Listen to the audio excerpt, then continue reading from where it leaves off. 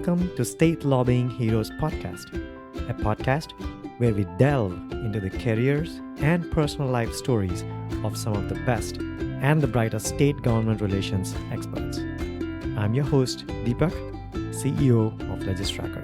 Leanne Winner is the director of North Carolina School Boards Association. But when she was growing up in Asheville, North Carolina, she had very little inclination towards education. Her father was a state senator and her mother was a school board member. Leanne then went on to get a bachelor's and master's degree in economics. After graduation, she initially thought to run for Senate. Now, those are the dots. Let's see how they all connect and steer Leanne to government relations in education in this next episode. Hi, Leanne. Thank you so much for joining me on this show. I really do appreciate that you listened to my podcast and you said that you wanted to be a part of it, and I really do appreciate it. Thank you so much for having me. I've been looking forward to this all week. Oh, that's cool. So let's start off with, I know you are now a director of government relations at the NC School Boards of Association, and you've been doing it for the past 22 years, is that right? 23, yes. So it's going to be a long conversation about your career, just this organization. But before that, let's get started with way back. Did you grow up in North Carolina? How was your schooling like? I did grow up in North Carolina. I grew up in Asheville. I was third generation on one side of my family and fourth on the other side of my family. Okay. And your schooling was all in Asheville? Pretty much. We did spend 2 years in Chapel Hill. My mother was working on her PhD in education. And so we spent my 8th and 9th grade year in Chapel Hill. Nice. And so did you have a passion towards education since you were a child? Not really. So I actually left the state after high school and I went out I did my undergraduate degree in Colorado at Colorado College. And then I went to Iowa to the University of Iowa and I have a master's degree in economics. And then I decided to come back to North Carolina. And I think if you ask people about if they have a passion in education, you think of teacher. Yeah. That I would be a horrible teacher. So that was never my career path at all. So what sparked it? I mean, so now you are completely in education, I would say, right? I am completely in education now. So there are a couple of I'll tell you my path, and then I'll kind of tell you a few other reasons why this job was perfect for me at the time. So when I came back to North Carolina, I first worked in the Hunt administration for about 1.5 years. I did strategic planning for economic development. I was technically employed by the Department of Commerce, but I was housed in the governor's office. So I did that for a while. My father was actually a state senator, and he served in the state senate for 12 years. And that was the 94 sweep. And he lost his election. And so I had this wild idea that I might move back to Asheville and run for his Senate seat the next term. And so I started talking to people about it. Mm-hmm. And one person I reached out to was a gentleman by the name of Jerry Hancock, who had served in the Senate with my father, was a lobbyist at that point. And I had done some work with him in the governor's office because he represented one of the groups that represented travel and tourism. So I just went to talk to him about, was this a good idea or was it a crazy idea? And I mean, he was very encouraging, but he also then said at that point, I'm looking for somebody to lobby with me.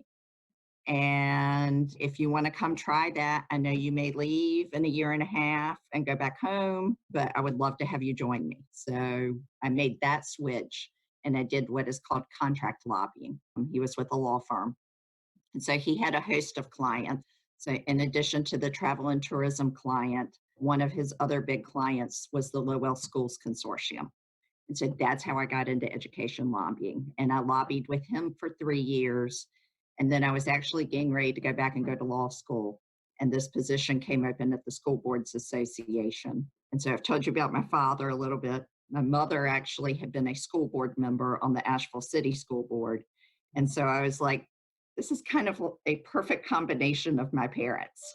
And so I think I'll go try that for a little while. And my intention, I think, as with most people in their 20s, is you're probably going to stay someplace a few years and then you'll go someplace else, or I might go back to law school, or I didn't know. I never imagined I would still be there 23 years later. That's something else. So yeah, let's go back to your economics background. Mhm. So why did you get into that? What did you like being in the economics field? So when I went to college, my original intent was it was a combination major of history, poli sci, and economics. And the history was interesting. I actually really did not like the poli sci classes. Mhm. They were too theoretical to me. And the economics classes to me really explained how the world worked, and explained a lot of things to me that were going, and I loved it. And I did a lot of international economics classes. And so when it came time to look at graduate school, I actually looked at several different programs, including MPA programs, MPP programs, law school, and then PhD programs in economics. And usually PhD programs come with somewhat of a stipend to help put you through school. So that seemed like a good idea. Yeah. And so I visited a couple. I was not smart enough to ask the right questions and ended up at the University of Iowa, which was a theoretical program. And so at the end of my first year, I quickly realized that the direction it took, it didn't make sense anymore. You made so many assumptions before you solved the problem that it was like, this doesn't exist. So I stayed for the second year, finished up my master's, and left, and ended up coming on home.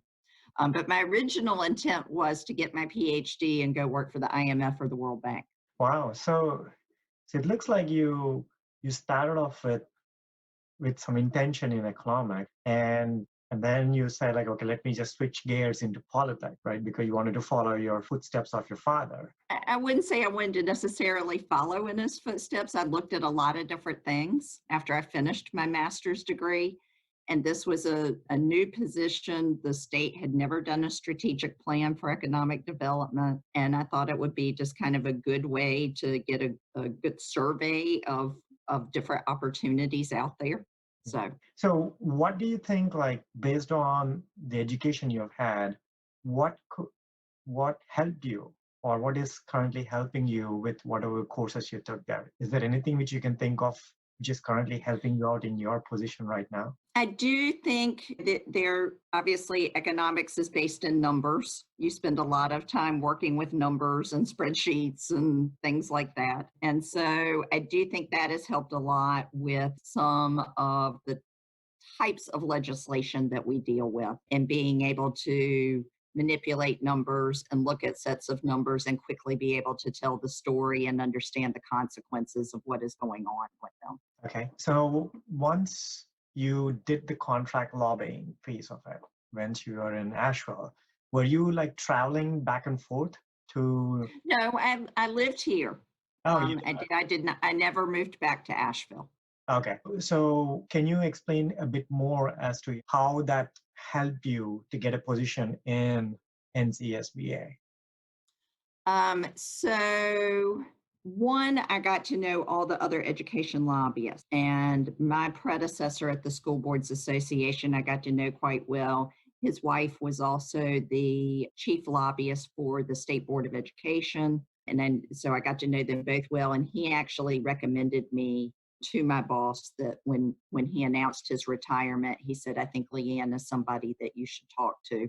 My boss, who has been my boss the whole time at the School Boards Association, actually knew my mother from when she was on the school board, and knew my father just a little bit from his time in the legislature. So he at least knew my family a bit. But I also am working with the Low Wealth Schools Consortium. One of the largest pieces of legislation we worked on was the $1.8 billion school bond issue in 1996. And I mean, I really put a lot of time and a lot of effort in working on that. And actually, there was an article at the end of that process It was my first time ever really dealing with a reporter, which made me very nervous. And he wrote this article about kind of how we finally got the bond through the General Assembly onto the ballot. And so there was a lot of focus on me in that article. And so I think that helped as well, that a lot of people got to know who I was through that process. So that leads into a good segue. So what is it that your organization does? Let's say if you're explaining it to a layman, just like me. Okay, so our organization represents the 115 local boards of education in North Carolina, plus the Cherokee Reservation School District. And we provide a multitude of services for them. One, we lobby on their behalf, and we have a legislative agenda. We are the primary trainers of school board members in the state. There is a requirement that every 2 years they have 12 hours of training, including 2 hours of ethics. So we do all of that training as an organization. We also provide superintendent search services. We provide policy services to school boards. And then we also run a risk pool for things like workers' compensation and other varieties of accidents that happen in schools, that kind of thing. And so we provide that coverage, and we've got folks who work on if a claim comes in, how those claims are dealt with. And then we have some smaller programs as well. One of the ones that I work on, or that I head up in addition to the lobbying, is we have a strategic planning service, given my background in strategic planning. And so we will contract with districts to help them with their strategic plans if they want us to. So if I'm understanding this right, so there are 115 local boards in North Carolina. So there's one per county, plus there are 15 city systems still in North Carolina. There are a couple of counties that have 2 city systems, and the rest have just 1 city system. And so a total of 15. One of the things that's really confusing to people is they assume that then their city government is their funder. They're not. The county is still their local funder. Okay.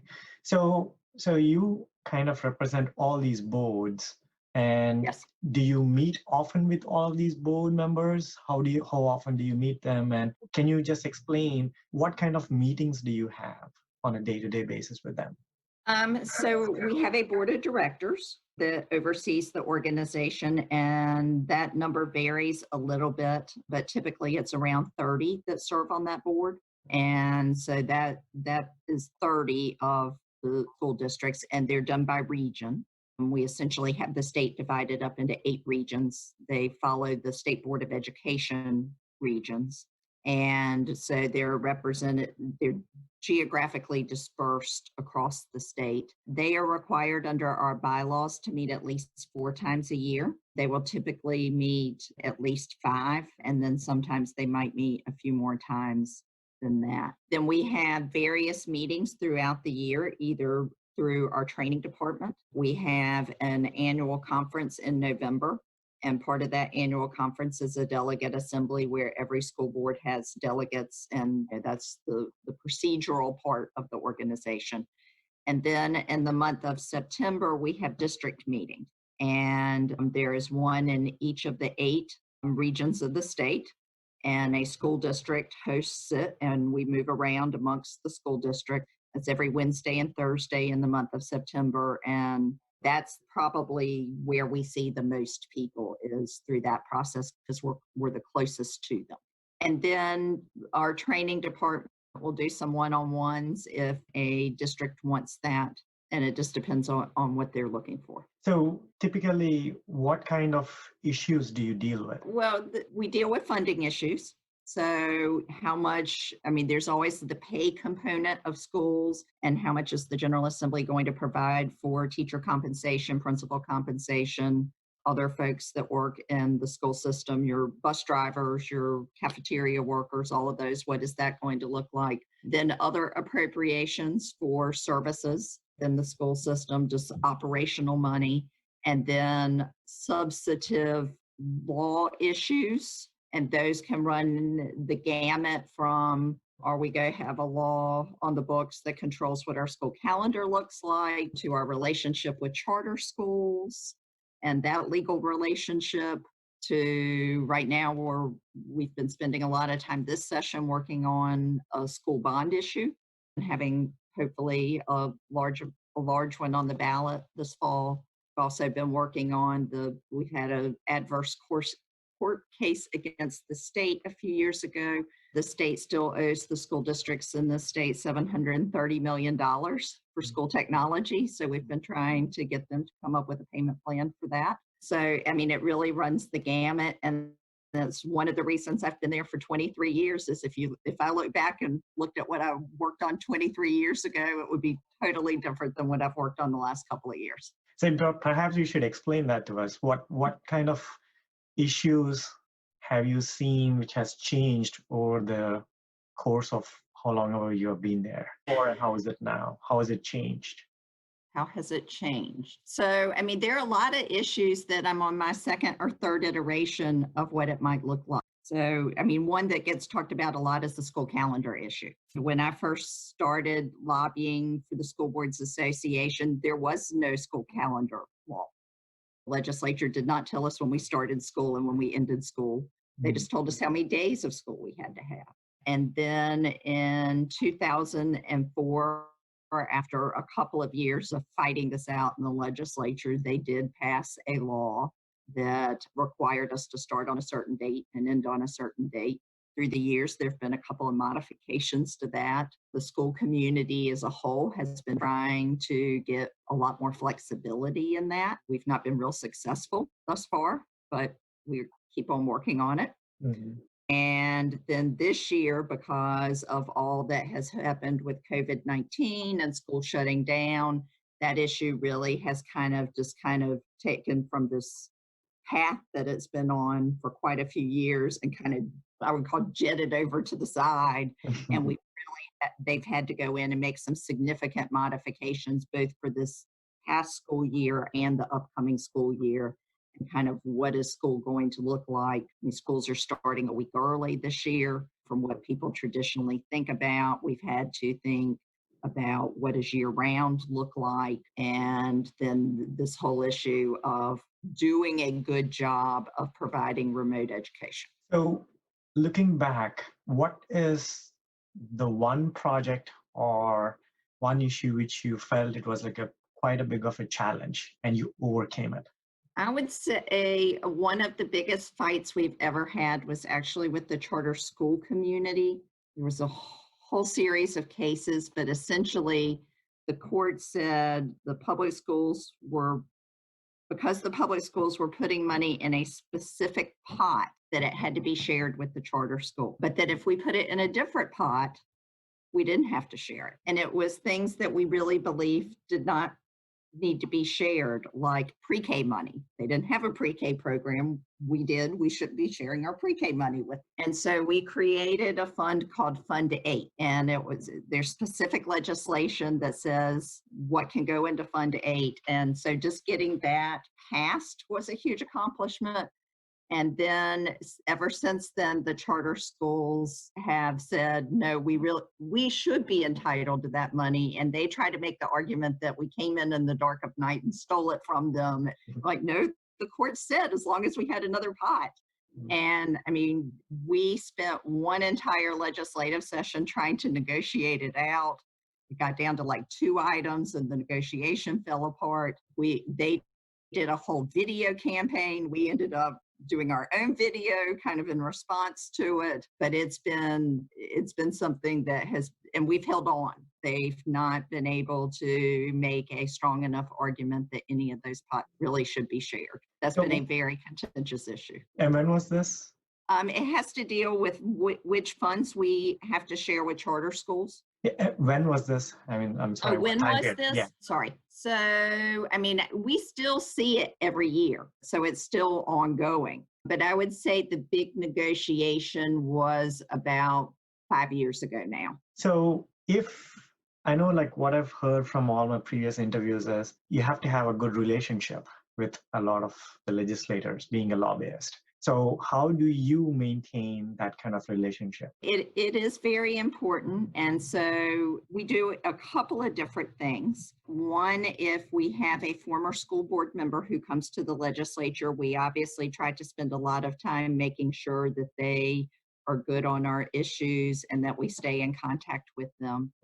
There are three of us who lobby. We try between us to see as many of the freshmen before they actually come to Raleigh for their first session as possible. This year, that probably won't be able to happen because I'm not sure anybody's going to be traveling by then. Mm-hmm. We try to use our local school board members and superintendents to help us those relationships as well, and in that development. And it's a part of it's a matter of time, and it's working with them and building that relationship of trust. Mm-hmm. You can know everybody, but if they don't trust you, you're not going to be very effective. So, I mean, that trust is really important to develop and to never pierce. We never, ever, that I can think of. I mean, I'm sure there's probably one or two circumstances where we just didn't know it was coming up. But if a bill is coming up in a committee and we are going to either send out an email opposing it or stand up in committee and oppose it, we always contact the bill sponsor first because we do not want them to be surprised. So it's things like that. Try to put yourself in the legislator's shoes and what is going to be helpful to them. And also, you don't want to surprise them. And saying thank you. Sorry. Yeah, no thank you is always important. People have helped you, or when they have voted with you, to always say thank you for doing that. And we try, especially on big votes, to get our members to do that, to let legislators know they're paying attention. And thank yous, just as I say, they're the two easiest words in the English language. So if someone out there who's listening to this and they want to get into your organization, what would be the best path you think they should take? For our organization? Yeah, like, to be a part of your team or something. I don't know if there is. Right. So if it is somebody that is in law school, we do typically in the summer have a couple of legal internships that we will do. Those are kind of the only internship opportunities that we have at the association. And then the rest would just be if we have a job opening, if it's going to be in governmental relations, we are going to always post that on the Carolina Lobbyist Association page. We do not do some of the big places where you post job advertisements because we don't want people who really just have no connection at all. So if we have a GR opening, that's pretty much the only place we post it, and then just try word of mouth to call folks we know, send it out to them, say, if you know anybody who's interested. And do you think, when you say like you get in touch with the law schools, do you think a degree in law is helpful to be a lobbyist or part of your organization, or that does not matter? It probably is helpful. None of our lobbyists have a law degree. We have had lobbyists before who did. It obviously can be helpful. We do have a lot of lawyers in our association. So, I mean, we have lawyers we can rely upon when we need them. Obviously, being a lawyer, there are a lot of law firms who have clients with a lobbying need, and so they will have a lobbying practice as well within their law firm. And so I would say 30 to 50% of the lobbyists are probably lawyers. I mean, it's a good number do have a law degree, but I don't think that it is a necessity by any means. Okay, and that rule stays the same with your organization as well, I would presume. Yes. Okay. I mean, I think probably the skill set that you need to have to be a good lobbyist is you've got to have somewhat of a thick skin. I mean, you're going to have people yell at you that you did not cause. I mean, it was probably two people before you that they talked to and they're upset. And so you just happen to be there, wrong place, wrong time, and you get yelled at. And so you have to have a pretty thick skin. You can't be thin skinned for this. You've got to be personable, be able to talk to people pretty easily. Obviously, if you're an extrovert, that is probably more beneficial to being an introvert. I would say I'm probably slightly an introvert. And I would say if you're a big introvert, this is probably not a good profession for you. And then you've got to have really good critical thinking skills.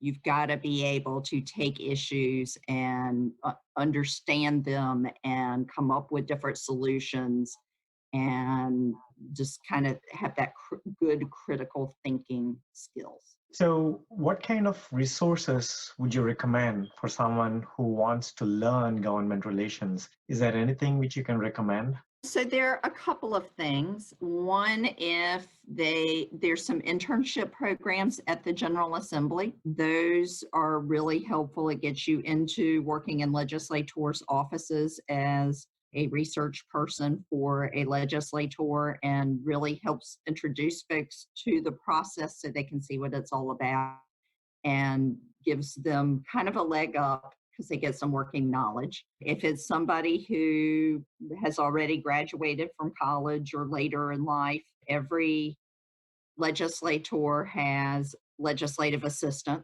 That's a good path as well. Some other folks have started out being a sergeant in arms, and so you get to meet a lot of people that way as well. And then I would just look around and see if there are associations that are of interest. Contact them, see if they maybe have an internship program or not. Some do. If somebody is in law school and they're particularly interested maybe in lobbying, try to get one of their summer internship programs with a law firm that has a lobbying practice as part of their portfolio. Okay, that's helpful. So that's what we looked at was the past and we looked at the current thing.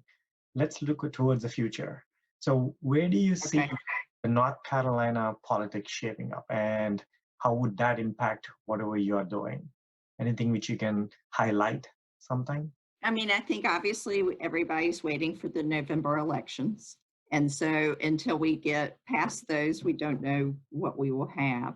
And obviously dependent upon who is in charge, that potentially shapes your legislative agenda. I will share that when the General Assembly changed to Republican controlled, we came in with a bunch of amendments to our proposed legislative agenda that year, including getting rid of career status for teachers that went to our delegate assembly. And that ended up being part of our platform that year. And so it does help. It does have an influence on what you end up working on, just because you know the ideological bent of the parties and what they're probably going to be interested in. Not because this November is anything different from other years, but because of the COVID-19 issues.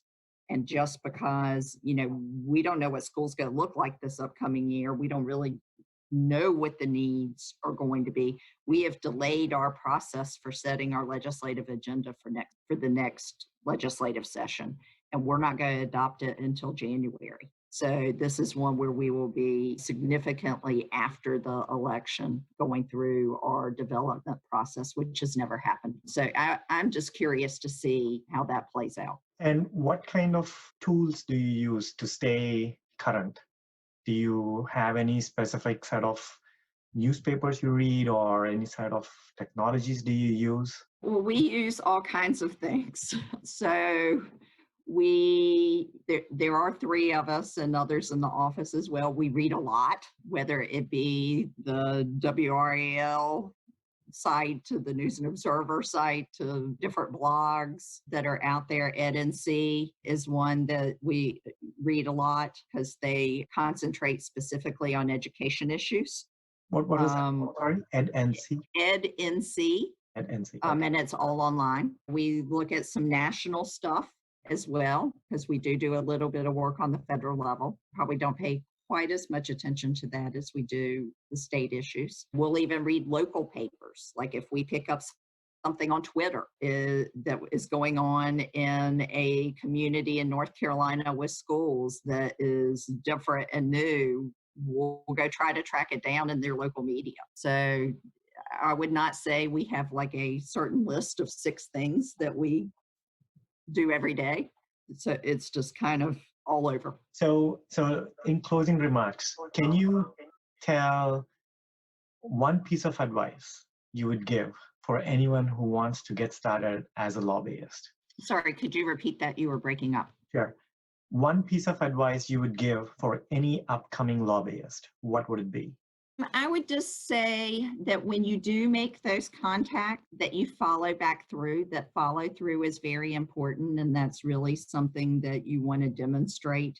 It's a skill you're going to need to be an effective lobbyist. And so if you want to break in, that is one thing. I mean, I've had folks call me, I've interviewed folks, even just an email that says, thank you, I really appreciate it. Maybe a little summary of these are 3 things why I think I would be a perfect fit for you. Or so I think just kind of that follow through and initiative to show some of that up front is a really important thing. And I would say a lot of times we don't see it. So I think those are all the set of questions I had for you. Anything which you think I would have missed or something you would like to state as in closing remarks? It's all up to you. The only thing I think we didn't touch on that I think is important for folks to understand is there are essentially 2 kinds of lobbying.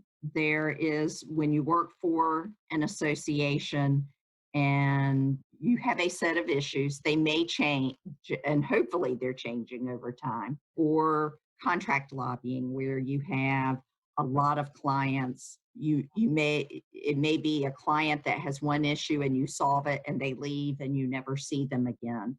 And those are very different kinds of lobbying. I've done them both.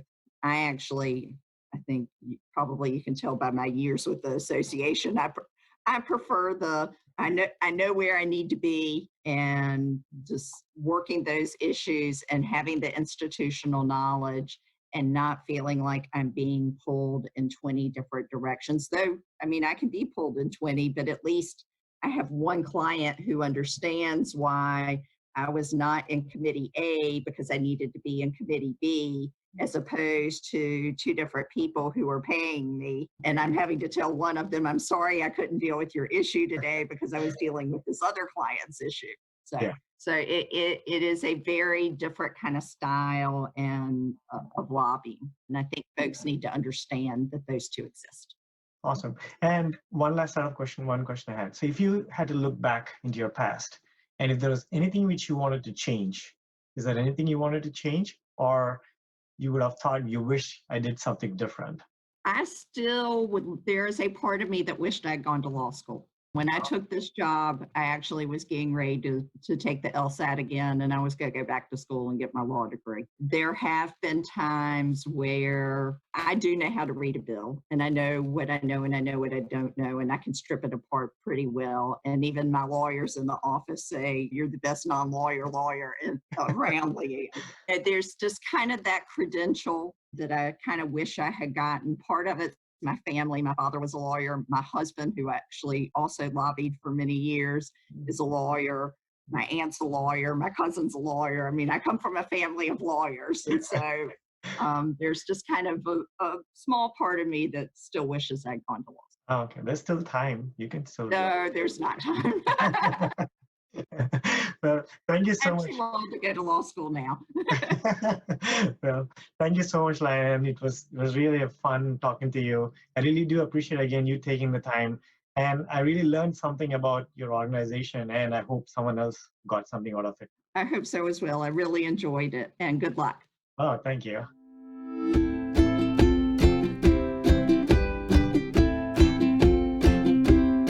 It was absolute fun learning to know about Leanne's career path and her personal life story. Thanks for joining us for another episode of State Lobbying Heroes. As always, do leave a comment how you feel these interviews may be improved. Until next episode, stay safe and be well.